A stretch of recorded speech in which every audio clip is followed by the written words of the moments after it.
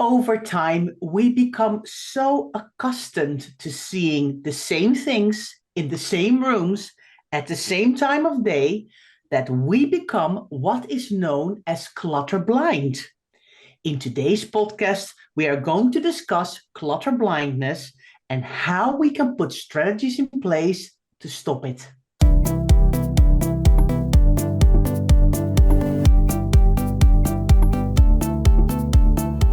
You're listening to the Declutter Hub podcast, bringing you tried and tested, no-nonsense tips and advice from the leading experts in decluttering and organising your home.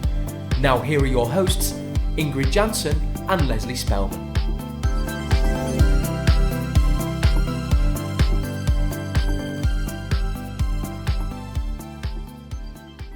Hello and welcome, listeners. I'm Ingrid. And I'm Leslie. If you're new to the Declutter Hub podcast, you're so welcome. What you'll find is that we try and find a fun factor in the serious business of decluttering. And if you've been here for a while, you know exactly what we mean. So thank you so much for listening. If you'd like to get involved in conversations relating to this podcast, it all takes place in our Facebook group. So come and join our lovely, warm, supportive community. To find the Facebook group, go to declutterhub.com/group to find out more, or you can search for the Declutter Hub community on Facebook. Leslie, we are going to talk about clutter blindness today, which is actually quite an interesting, can I call it a phenomena? I think a lot of people with clutter don't realize this actually exists, but we've kind of found it out over years of working with clients that we see clutter in a completely different way than they do, right?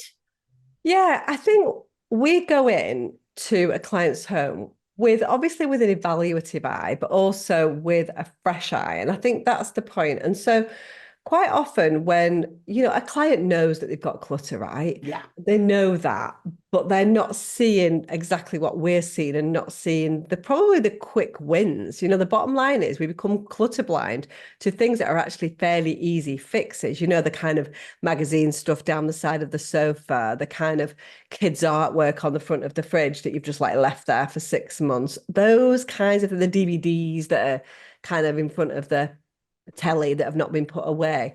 They're actually quite quick fixes from either tidying or a decluttering perspective, but we stop seeing them because our eyes become so accustomed to it that we become clutter blind. And so it is definitely a phenomenon, and it's something that we really need to work hard to avoid by various things. So we're going to talk a little bit about what it is so that you can try and work out whether or not you've got it. And then obviously we're going to try and give you some ideas about how you can fix it, so how you can stop becoming clutter blind.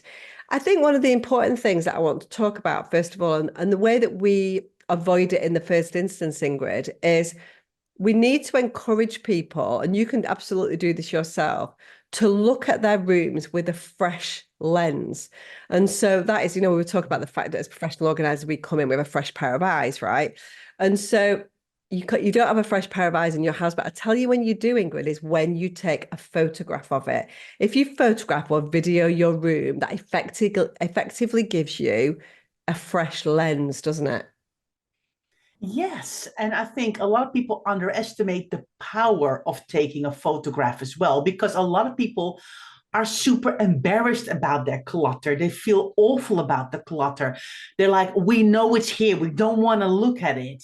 But I think if you are embarking on a decluttering journey, it can be so powerful to be able to look back at some point and go, and not to shame yourself into how bad was my house looking before, but more about, we always try to put a positive spin on everything. Look at how far I've come and all of the effort that I've put into it. And I think a lot of the people who don't take the photographs, the before photographs almost, regret it later, because they're like, now I understand. When they're working with us in the Declutter Hub membership, they're like, now I understand why you keep banging on. Take a photograph every time you do a drawer, a cupboard, a shelf, a basket, anything, just to kind of go, to give yourself that pat on the back, go me, I've done this. And the members are like, oh, no, I'm just too embarrassed about my house. I can't bear it. I'm not going to do that. I don't want to be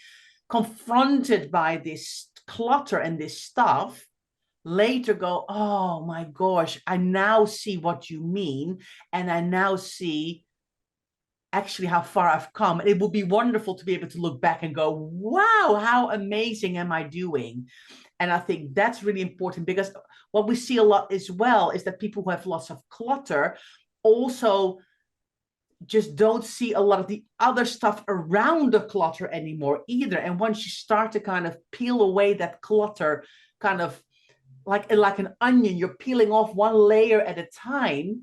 It's like, oh my gosh, I can now see I really want to wipe my light switches, or I really want to hoover the room, or I really need to wash my curtains, or oh wow, that's broken. I need to get a screwdriver and just do a little thing to fix it, because the clutter is so overwhelming in people's brains, and it eats up so much energy that it's really hard to start to be able to think clear.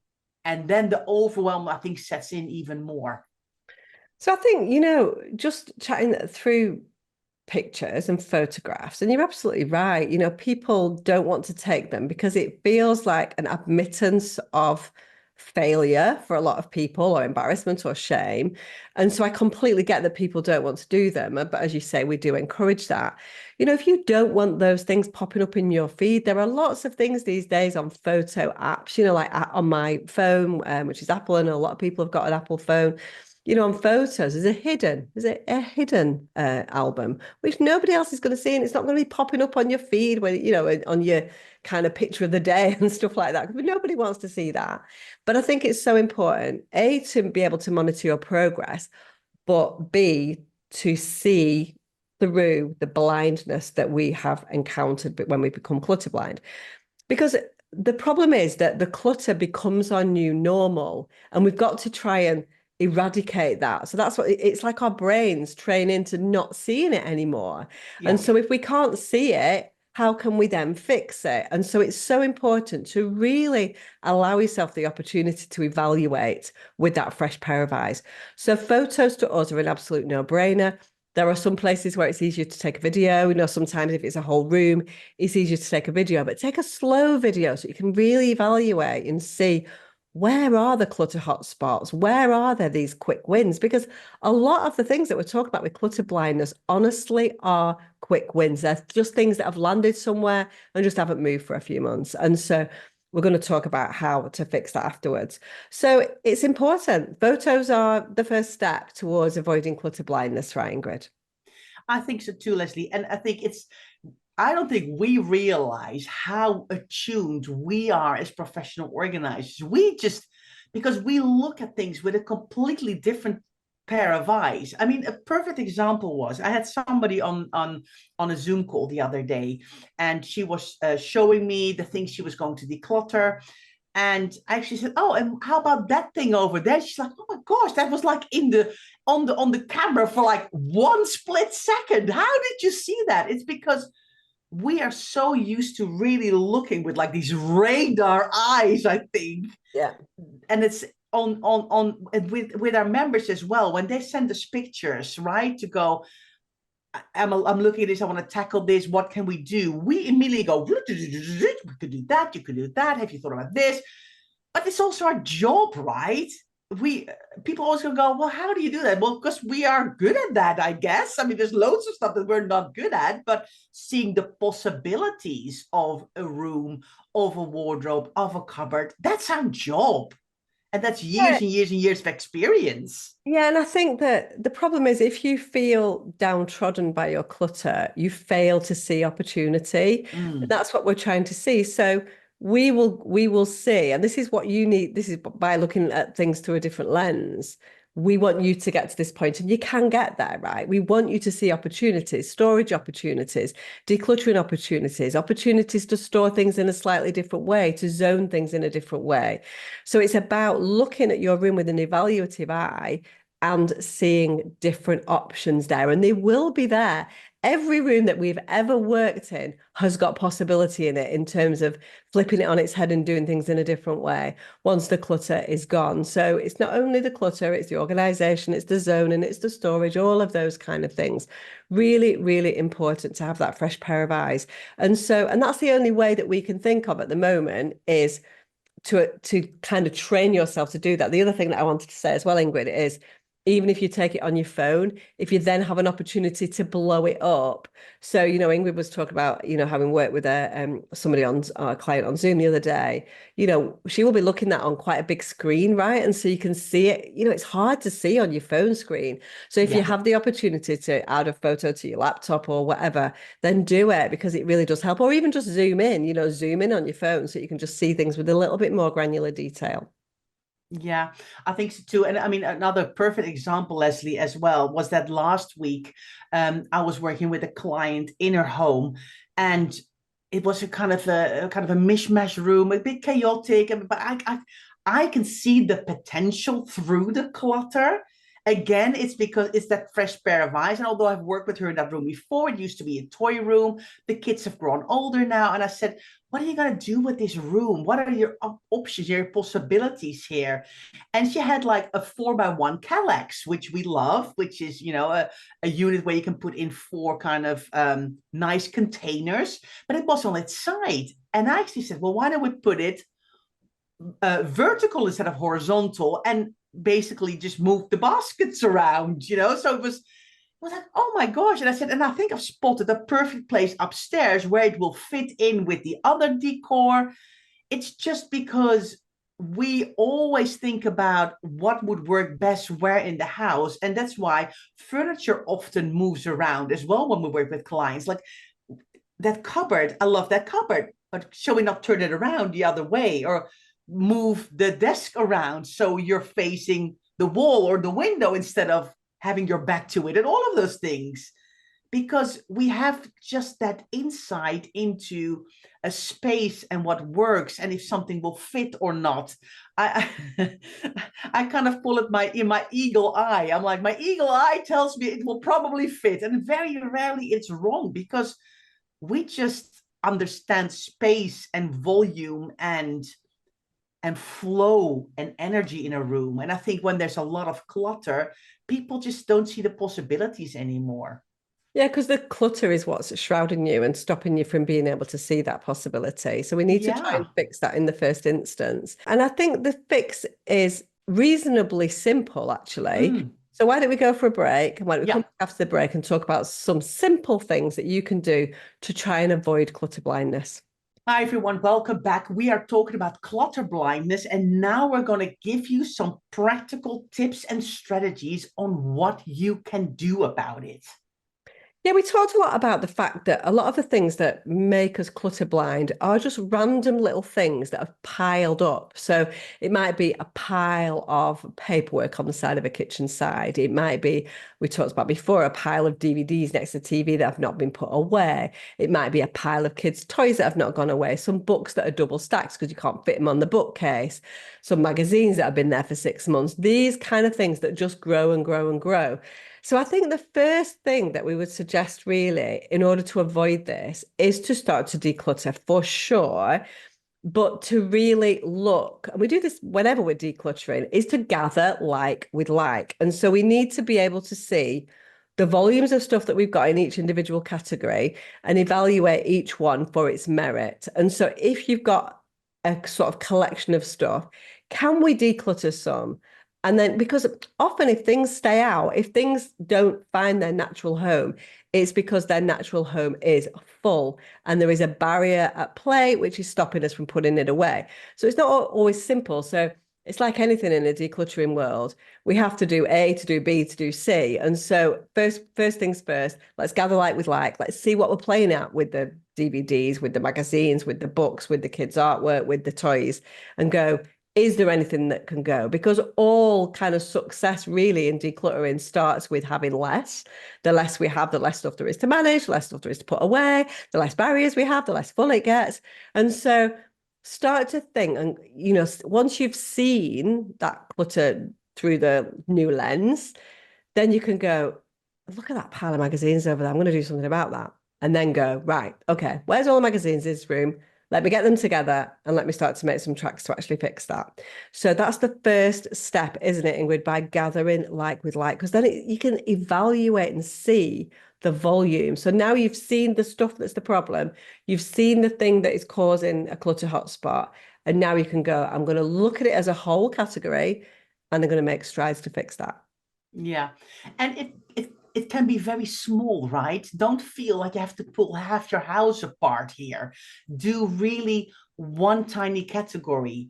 You know, if you're in your kitchen, just go, okay, here I've got some stuff on the kitchen sides, but actually this should live in a cupboard. Let me just get the other couple of bits together, even if it's 5 or 10 things, and go, okay, I've got here 10 things. Which are the things I definitely need to keep? Which are the things that are like no brainers that can go because they're out of date, because I never use them anymore. And now, okay, suddenly the little things you want to keep fit in the cupboard again because there's just less of it. So break it down. I know we keep hammering on about it every time we do a podcast. You need to break decluttering down because it will really, really help you, especially also with these clutter hotspots, because it's just exactly what Leslie says. It's out because it can't go anywhere. Why can't it go anywhere? Because the cupboard's full. So you need to declutter some stuff from the cupboards so the stuff that's out can be put away again. And we're not talking about perfection here, right? We might not have the perfect place yet, and we might not have the perfect container yet. It doesn't matter. It all starts with having just a little bit less, so it all fits a bit better nicely.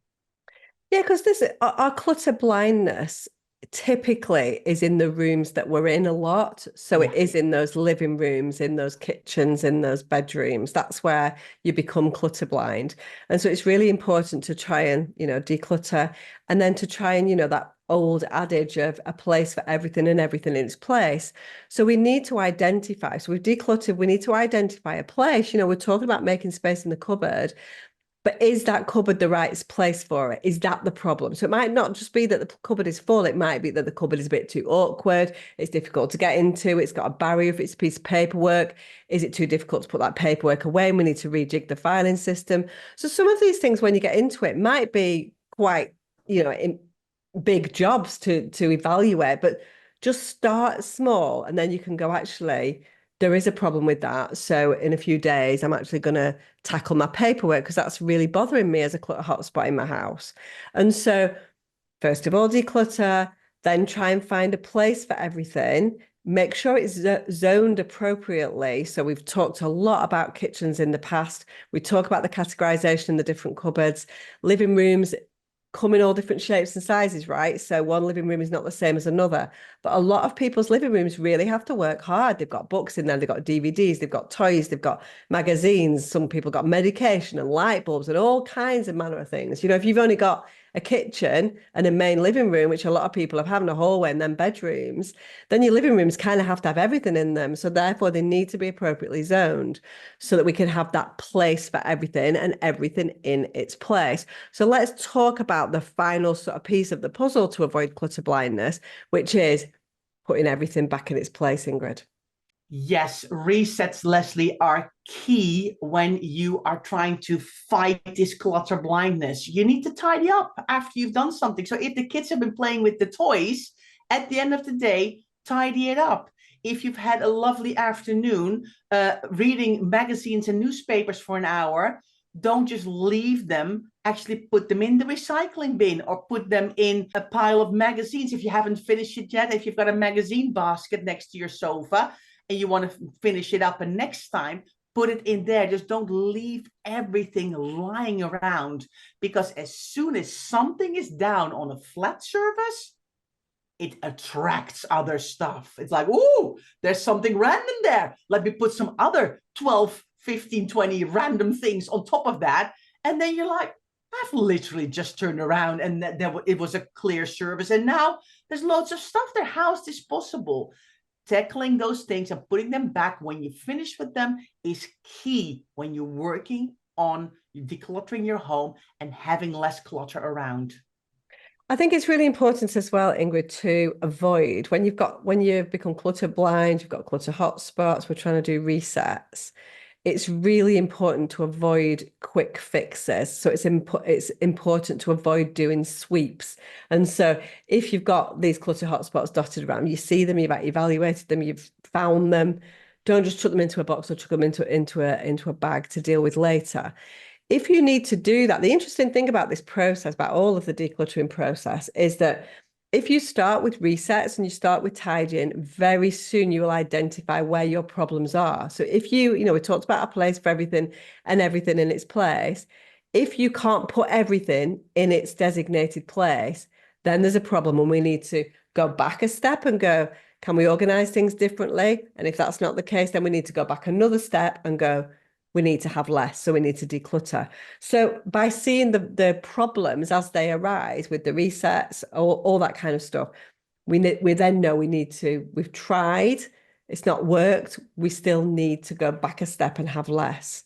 So it's so important, isn't it? And it all fits together seamlessly by decluttering, by organizing, by zoning, by doing your resets. Then the clutter is going to be gone. So you will not be then anymore clutter blind. Now, if you're listening to this podcast and thinking, yeah, I've got lots of clutter, but I honestly, I don't see it, Ingrid and Leslie. I've taken pictures, but I still don't see it. Other people, moan in my family, or they're always a bit like, I'm like a joke, like, oh, her and her messy house, but I just don't see it. You could be very brave and, for example, say to your best friend, all right, I know my house is full of clutter, but I just don't seem to see it. Can you tell me what you see when you walk into my house? What stands out? What are the things you're like wondering, why is that there? It doesn't make sense.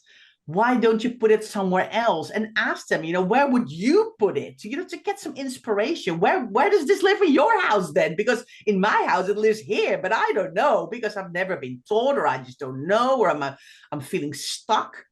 But you have to be quite brave, don't you, Leslie, to do this? Yeah, well, it depends on the relationship that you've got with that person, really, doesn't it? But I do think, I think if you're not feeling as brave as that, I think the photographs that we spoke about at the beginning is really, really useful. But the important thing, and what we're trying to get across with this podcast, and it's quite difficult really to explain, but is that if you've got a cluttered house, you typically see it almost as a whole.